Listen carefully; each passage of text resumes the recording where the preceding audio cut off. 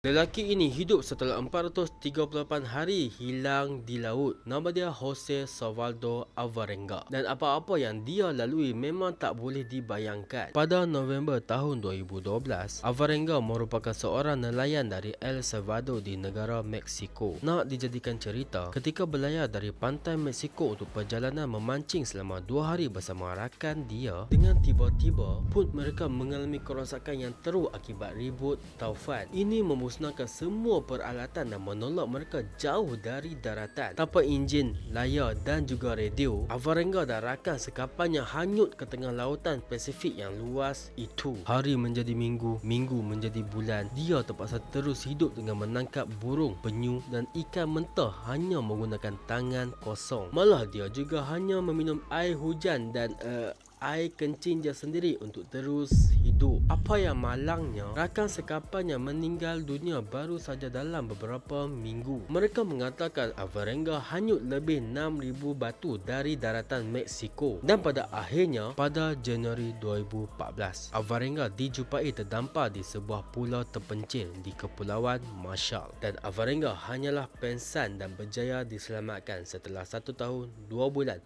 di lautan.